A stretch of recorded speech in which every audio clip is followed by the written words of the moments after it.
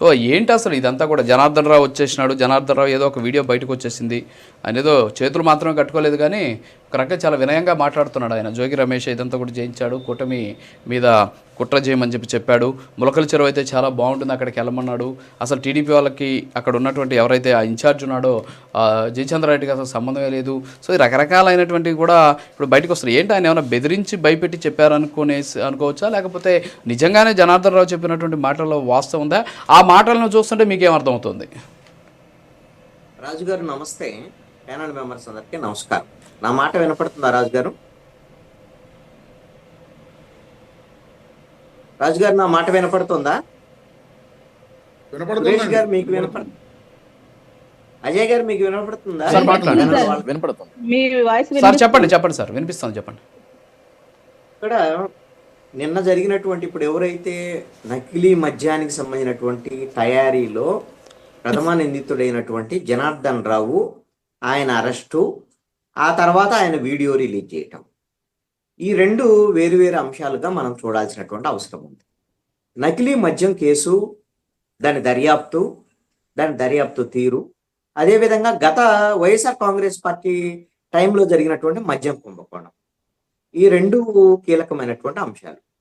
ఇక జనార్దన్ రావుకు సంబంధించినటువంటి వీడియో రిలీజు, అది జోగి రమేష్ చేయిస్తే చేశాము మేము ఇదంతా అనేటువంటి చెప్పినటువంటి అంశాలు, ఇది ఈ అంశాల మీద ఇప్పుడు ప్రధానమైనటువంటి చర్చ కింద మీరు తీసుకున్నారు. దాని నుంచే నేను మొదలు పెడతాను. నకిలీ మద్యానికి సంబంధించినటువంటి ఈ వ్యవహారంలో రాష్ట్ర పోలీసు శాఖ, రాష్ట్ర ప్రభుత్వ ఆదేశాల మేరకు సిట్టు వేయటం అనేటువంటిది జరిగింది. నిన్న దాని మీద చంద్రబాబు నాయుడు కూడా ప్రెస్ మీట్ పెట్టి దానికి సంబంధించినటువంటి వివరాలన్నింటినీ కూడా వెల్లడించినటువంటి పరిస్థితి. అయితే ఈ దర్యాప్తు ప్రారంభమైనటువంటి క్రమంలో ఈ ప్రధాన నిందితుడుగా ఉన్నటువంటి ఎవరైతే ఈ నిందితుడు, ఆయన చెప్పినటువంటి విషయాలు, జనార్దన్ రావు ఏం చెప్తారు, ఆయన మీరు చెప్తున్నటువంటి అంశాలు, ఆయన రిలీజ్ చేసినటువంటి వీడియో ప్రకారంగా మేము జోగి రమేష్ అతని ఆదేశాల మేరకు అతని సహకారంతో ఈ విధమైనటువంటి మద్యం సంబంధించినటువంటి నకిలీ మద్యం తయారు చేసి దీన్ని రిలీజ్ చేయడం ద్వారా ఈ కూటమి ప్రభుత్వానికి చెడ్డ పేరు తీసుకురావాలనే కుట్ర కోణం ఉంది అనేటువంటి అంశం. అయితే ఇప్పుడు వరకు ఆంధ్రప్రదేశ్ ప్రభుత్వం పోలీస్ శాఖ నమోదు చేసినటువంటి కేసులో ఎక్కడ మొలకల చెరువులో జరిగినటువంటి నకిలీ మద్యం కేసు కానివ్వండి, అదేవిధంగా ఇబ్రహీంపట్నానికి సంబంధించినటువంటి మద్యం కేసు కానివ్వండి, వీటిలో నిందితులు ఎవరు అనేటువంటిది ఇప్పటికే ప్రకటించడం అనేది జరిగింది. మొలకల చెరువుకు సంబంధించినటువంటి విషయంలో 23 మంది నిందితుల్లో ఇప్పటికే 16 మందిని అరెస్ట్ చేశారు. దాంట్లో తెలుగుదేశం పార్టీకి సంబంధించినటువంటి ఇన్ఛార్జిగా ఉన్నటువంటి తమ్మళ్ళపల్లి ఇన్ఛార్జిగా ఉన్నటువంటి జయచంద్రారెడ్డి, అదేవిధంగా సురేందర్ నాయుడు, వీళ్ళని తెలుగుదేశం పార్టీ వాళ్ళు వీళ్ళని సస్పెండ్ కూడా చేయడం జరిగింది. ఈ అరెస్టుల వ్యవహారం ఇవన్నీ కొనసాగుతుంది.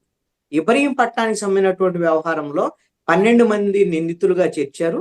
వాళ్ళలో 7గురిని అరెస్ట్ చేసినటువంటి పరిస్థితి. దీంట్లో జనార్దన్ రావు నిందితుడు, అతను ప్రధానమైనటువంటి నిందితుడుగా పోలీసులు నేరారోపణ చేశారు. ఆ నేరారోపణ చేసినటువంటి వ్యక్తి ఎవరి మీనో ఏదో ఆరోపణ చేసినంత మాత్రాన, అంటే జోగి రమేష్ మీద ఆరోపణ చేసినంత మాత్రాన అతను ఇంకా జోగి రమేష్ ఇంకా నిందితుడు కాదు ఈ కేసులో. ఇది రాజకీయ పరమైనటువంటి కుట్ర అనేటువంటి విషయాన్ని జనార్దన్ రావు చెబుతున్నాడు. ఒక నిందితుడు నేరారోపణలు ఎదుర్కొనేటువంటి వ్యక్తి ఎవరి మీదైనా చెప్తాడు. చెప్పినప్పుడు దాంట్లో నిజానిజాలు ఏమిటి, నిజంగా జోగి రమేష్ పాత్ర ఉందా, ఏ విధమైనటువంటిది పరోక్ష సహకారం అందించారా, ప్రత్యక్ష సహకారం అందించారా ఈ విధమైనటువంటి నకిలీ మద్యం తయారీ, దీని వెనక కుట్ర కోణంలో ఆయన ఏమన్నా జోగి రమేష్ ఉన్నారా అనేటువంటి విషయం పోలీసులు, ఇప్పుడు కూటమి ప్రభుత్వం ఉంది కదా ఆల్రెడీ, దాని మీద దర్యాప్తు జరుపుతారు.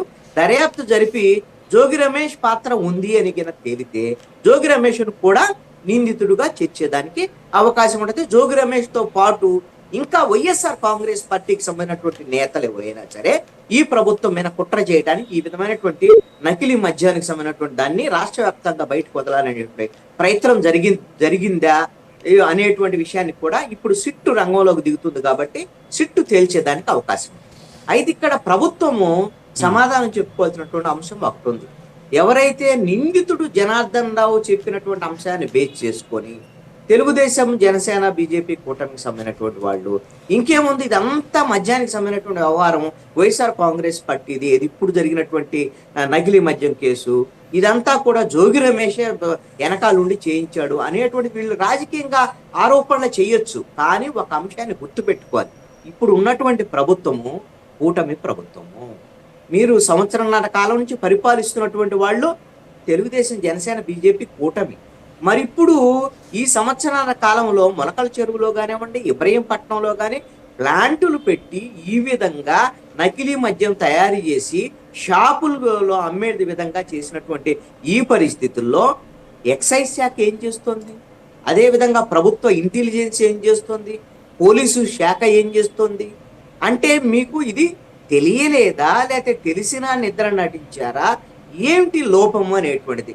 లేకపోతే అసలు పాలన అనేటువంటి విషయాల్లో మరి చంద్రబాబు నాయుడు ఎక్స్పీరియన్స్డ్ ముఖ్యమంత్రి. ఆయన 15 ఏళ్ళు ముఖ్యమంత్రిగానే ఉన్నారు, 4 సార్లు, ఇప్పుడు 4వసారి ముఖ్యమంత్రిగా పరిపాలిస్తున్నారు.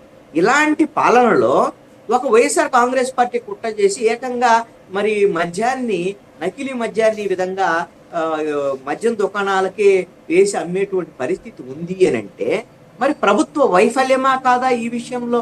ఒకవేళ వైఎస్ఆర్ కాంగ్రెస్ పార్టీ కుట్ర చేసిందని మీరు రాజకీయంగా జనార్దన్ రావు చెప్పిందని బేస్ చేసుకున్నా సరే, మరి ప్రభుత్వం ఏం చేస్తున్నట్టు, పోలీస్ శాఖ ఏం చేస్తున్నట్టు, ఎక్సైజ్ వాళ్ళు ఎలాగో ముడుపులు లేకుండా ఈ విధమైనటువంటి నకిలీ మద్యానికి సంబంధించినటువంటి వ్యవహారం బయటకు వచ్చేదానికి అవకాశం లేదు. అసలు ఈ విధంగా ఆ తయారీ కానీ అవి వచ్చి షాపుల వరకు వచ్చే వ్యవహారం కానీ ఇదంతా కొన్ని నెలలుగా జరుగుతున్నటువంటి ప్రక్రియ.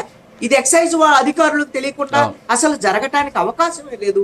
మరి ఎక్సైజ్ అధికారులు ఈ విధంగా నకిలీ మద్యం తయారీదారులు కుమ్మక్కైపోతే మరి ప్రభుత్వం ఏం చేస్తుంది? ఇది చాలా కీలకమైనటువంటి అంశం. ఒక్క పాయింట్ చెప్పి నేను ముగిస్తాను రాజు గారు. అయితే ఈ మద్యానికి సంబంధించినటువంటి వ్యవహారంలో కీలకమైనటువంటి అంశము ఇప్పుడు జరుగుతున్నటువంటి ఈ మద్యం కుంభకోణాన్ని జగన్మోహన్ రెడ్డి దీన్ని ఆసరాగా చేసుకుని ఆయన కూడా ప్రెస్ మీట్ ఆయన మాట్లాడటం, ఆయన ట్వీట్ చేయటం అనేటువంటిది కూడా జరిగింది. ఏంటి అంటే ఆయన మీద గత 5 ఏళ్లలో ఆయన కేంద్రంగా మద్యం తయారీలు ఏదైతే డిస్టిలరీస్ నుంచి ఒక 33,000 కోట్ల రూపాయల కుంభకోణం జరిగింది అనేటువంటిది దాని మీద సిట్ దర్యాప్తు జరుగుతుంది. దాంట్లో జగన్మోహన్ రెడ్డి యొక్క పాత్ర ఉంది అనేటువంటి అంశం కూడా సిట్ ఛార్జ్ షీట్ లో జగన్మోహన్ రెడ్డి పేరును కూడా పేర్కొనటం అనేటువంటిది జరిగింది. మిథున్ రెడ్డి, అదే విధంగా చెవిరెడ్డి భాస్కర్ రెడ్డి, ఎవరైతే రాజశేఖర రెడ్డి, కసిరెడ్డి, వీళ్ళందరూ అరెస్ట్ నేపథ్యంలో జగన్మోహన్ రెడ్డి చుట్టూ ఉచ్చు బిగుచుకుంటుంది. జగన్మోహన్ రెడ్డి అరెస్టు తథ్యంగా కనపడేటువంటి పరిస్థితి. ఈ సమయంలో జగన్మోహన్ రెడ్డికి ఆయుధంగా లభించినటువంటి ఈ మద్యం కేసు, ఇప్పుడు జరిగేటువంటి మద్యం కేసుని ఏకంగా చంద్రబాబు నాయుడు, అదే విధంగా లోకేష్, పవన్ కళ్యాణ్ చుట్టి వీళ్ళ పాత్ర ఉంది అనేటువంటి విధంగా ఆయన మాట్లాడేటువంటి పరిస్థితి ఉంది. అయితే ఇక్కడ అప్పుడు జరిగినటువంటి వైసీపీ టైంలో జరిగినటువంటి మద్యం కుంభకోణానికి ఇప్పుడు జరిగేటువంటి మద్యం కుంభకోణానికి ఉన్నటువంటి డిఫరెన్స్ ఏంటంటే, ఇప్పుడు జరిగినటువంటి మద్యం కుంభకోణం సంబంధించినటువంటి విషయంలో ఈ పోలీసులు బయటికి తీసుకొచ్చిన తర్వాత ప్రభుత్వము సీరియస్ గా రియాక్ట్ అయింది. తెలుగుదేశం వాళ్ళు ఉన్నారు, వాళ్ళని కూడా సస్పెండ్ చేసి వాళ్ళ మీద కూడా చర్యలు ఉంటాయి అనేటువంటిది. ఆ రోజున ఎప్పుడు కూడా జగన్మోహన్ రెడ్డి మాట్లాడలేదు. ఈ రోజు వరకు మద్యం కుంభకోణమే లేదని చెప్పాడు. చంద్రబాబు నాయుడు ప్రెస్ మీట్ పెట్టి మరి ఎవరు ఉన్నా సరే చర్యలు తీసుకుంటాం అనేటువంటి విధంగా స్పష్టంగా ప్రకటించినటువంటి పరిస్థితి ఉంది. అదే విధంగా ఏపీ ఎక్సైజ్ సురక్ష అనేటువంటి ఒక యాప్ ను కూడా ఈ రోజు నిన్న చంద్రబాబు నాయుడు రిలీజ్ చేసి ఈ మద్యం ఎక్కడైతే ఉందో నకిలీ మద్యాన్ని గుర్తించేటువంటి ప్రయత్నాలు మా ప్రభుత్వం చేస్తుంది. ఎవరిని కూడా తప్పు చేస్తే ఉపేక్షించు, అది ఏ పార్టీ అయినా అనేటువంటి విషయాన్ని ముఖ్యమంత్రి ప్రకటించడం అనేటువంటిది మనము ఇక్కడ ఆలోచించాల్సిన